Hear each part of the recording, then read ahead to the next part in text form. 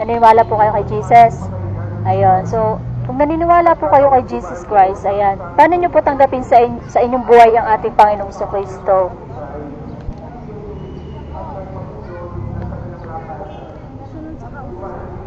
Ha? Susunod po kayo sa kautusan. Ayun. Bilang isang pa? Ayun, pagmamahal sa kapwa. Paano nyo maipapakita na kayo nagmamahal sa kapwa? Ganun po ang inyo. Ayun. Isa na din po yun. Ano po? Pakitaan nyo na maganda. Tulungan nyo kung maaari. Ano po? Ayun. Yun po yung pagmamahal sa kapwa. Pa?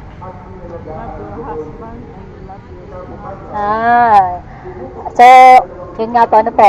Mahalin mo ang iyong kapwa gaya ng pag-ibig mo sa iyong sarili. Mahalin mo ang Diyos ng buong puso, buong pag-iisip at buong kaluluwa. Yun po yung unang mahalagang utos. Ano po? Bilang isang tagasunod ng Panginoong Kristo, so, para ikaw ang magkaroon ng buhay na walang hanggan, yun po yung gagawin mo. Ano po? Para ikaw ang makareceive ng buhay na walang hanggan. Ano po? Pero nalalaman nyo po na ang ating Panginoon ay malapit na po dumating. Nalalaman nyo po na si Jesus Christ ay malapit na po dumating? Wala kayong idea. Ano po? Kasi ang pagdating po ng ating mahal na Panginoon ay biglaan. So, paano po kayo makakapaghanda sa buhay na ito pagka biglaan dumating ang Panginoon? Ayun, hindi niyo alam. Ang kailangan niyo po ay mag-repent. Ano po? Kailangan niyo po humingi ng tawad sa ating mahal na Panginoon para kayo mapatawad sa lahat ng inyong kasalanan. Ano po? Dahil kung hindi po kayo hihingi ng tawad sa Panginoon, para po pag dumating si Jesus Christ, ano po? Tapos patuloy pa kayo sa paggawa ng kasalanan, di tuloy-tuloy po ang kasalanan nyo. Tapos biglang dumating si Jesus Christ, tapos may paghuhukom, kaharap po kayo, lahat ng kasalanan nyo na ayaw nyo pagsisihan, yun po yung magdadala sa inyo ng hatol. Ano po? Yung kasalanan nyo. Hahatulang kayo ayon sa inyong ginawa dito sa ibabaw ng lupa. Naniwala po kayo doon? Kahit po yung tinuturo ng pare, isa naman po yan dahil nasa Bible yun. Ano po? Tayo po lahat ay Kristiyano. Ano po? Dahil tayong lahat, kung ikaw ay naniniwala sa Panginoon, tinatanggap mo si Jesus Christ, tagasunod ka ni Jesus Christ, Kristiyano ka. Kaso lang yung iba, kapag hindi po naintindihan na, ay Kristiyano ka ba? Ay hindi ka Katoliko. Kristiyano ka. Hindi po ganun. Kristiyano, English po ay Christian. Ano po?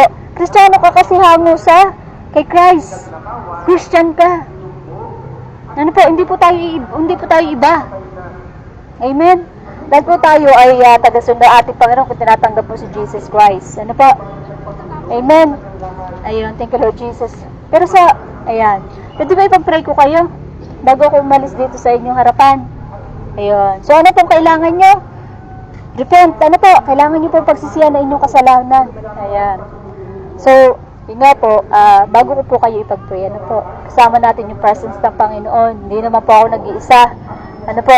Kaya ko po ito ginagawa dahil para din po sa inyo, ano po, para po matulungan din po kayo sa inyong mga paghihirap. Ano man ang darkness sa kabila ng iyan, ano po, pag kayo ay sinurrender nyo po sa ating mahal na Panginoon, po kayo ay makakalaya. Ano po, naniniwala po kayo. Kayo po may sakit. Ha? Wala kayong sakit. Kayo po, wala din. Ayan. So, tandaan nyo po, si Jesus Christ ay hindi lang basta ating sinasamba. Siya po yung healer. Ano po? Healer.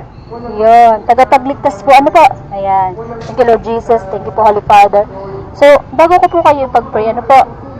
Ayan. Thank you Lord Jesus. Kayo muna po ay gusto ng Panginoon na kayo po ay marinig. Ano po? Na kayo po humingi ng tawad sa inyong mga kasalanan. Amen po. Pray po kayo para po kayo himbukay po sa inyong kalooban. Ano po? Ito hindi mo maibibigay ng pare pagka hindi po sila puspos ng Holy Spirit. Ano po? So kaya po ako gumagawa dahil ang ating Panginoon ay pinagkalooban po ako ng ganito. Kaya po ako tumutulong po sa kapatid. Ano po? Kung ano man po paghihirap. Ano po? Amen. Ayan. Sige po. Tawagin niyo po ang Panginoon sa inyong kalooban. Ayun, sige po. Dito po kayo. Lipat po kayo. Thank you Lord Jesus. Kailangan po, ano po, sincere po, yung bukod po sa inyong kalooban, ano po, yung pag-surrender nyo sa ating mahal na Panginoon. Amen. Thank you, Lord Jesus. Thank you po, Holy Father. Thank you, Lord. Sabihin niyo po, amen kung tapos na ano po. Sige po, pray po kayo. Kausapin niyo, humingi kayo ng tawad. Kung halimbawa may mga sakit po kayo, sabihin niyo, Lord, ako po ay mabigat ang katawan. Gusto ko po makalaya dito. Ako po ay sinumpa. Ako po ay gusto ko po nakagalingan. Ayan. Ako po ay nakagawa ng masama sa aking kapwa. Ako po ay humingi ng tawad. Ayan. Sige po. Sa pamagitan po ng presence, ano po, nakasama natin. Tandaan niyo po, wala imposible. Hindi po hawak sa inyo. Ano po? Ang presence ng Panginoon. Amen. Ayan. Sige po. Thank you, Lord Jesus. Thank you po, Holy Father. Thank you, Lord Jesus. Thank you po. Thank you, Lord Jesus. Thank you, Holy Father. Thank you, Lord Jesus. Thank you po.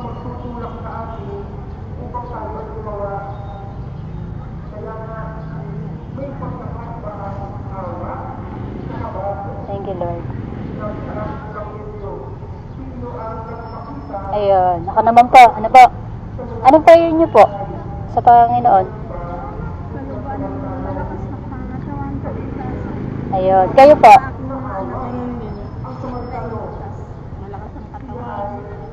Taga rito din po kayo sa Batangas? Okay. Sige po, ako naman po. Ano po?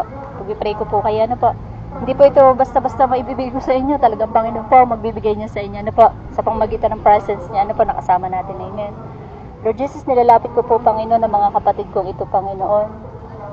Yung kanilang prayer, Panginoon, naway bigyan niyo po sila ng kalakasan para sa kanyang pamilya, gayon din po siya, Panginoon, at anuman pong darkness, kadiliman na pumipigil po sa kanila sa pag-worship sa inyo po, yung paniniwala po nila sa inyo, naway maging matatag po palagi, Panginoon, sa pamamagitan ng inyong presence, in mighty Lord Jesus' name.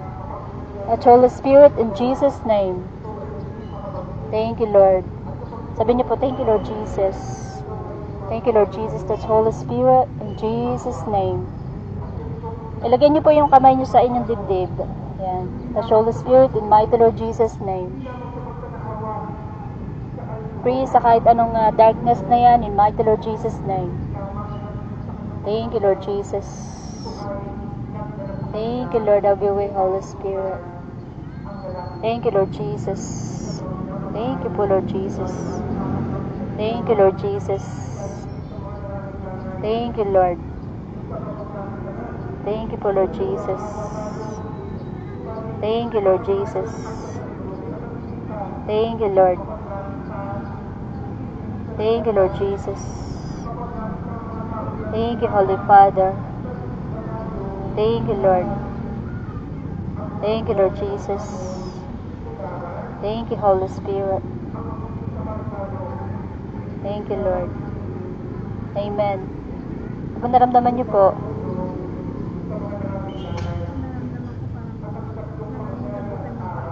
nangingilabot po. Kayo po? Wala lang po. Bakit po nangingilabot? Hindi niya lang. So, hawakan niyo yung nangingilabot na yan. Medyo, siguro may hindi maganda. Tumaas ang balahibo niyo. Hawakan niyo po yan. Ilalapit natin yan na po para mawala yan. Touch Holy Spirit in Jesus' name. Ano man ang kadiliman dyan, ano man ang nagpapahirap dyan na hindi niya pa ngayon nararanasan, maaaring maranasan niya. Lahat ng yang darkness na yan, mawala in Jesus' name. Touch Holy Spirit in Jesus' name. Thank you po, Lord Jesus. Thank you, Lord. Thank you, Lord Jesus. Thank you, Lord. Thank you, Lord Jesus. Amen. Amen. Wala na po. Wala na. Okay na po kayo. Wala nang... Thank you, Lord Jesus. Ano po?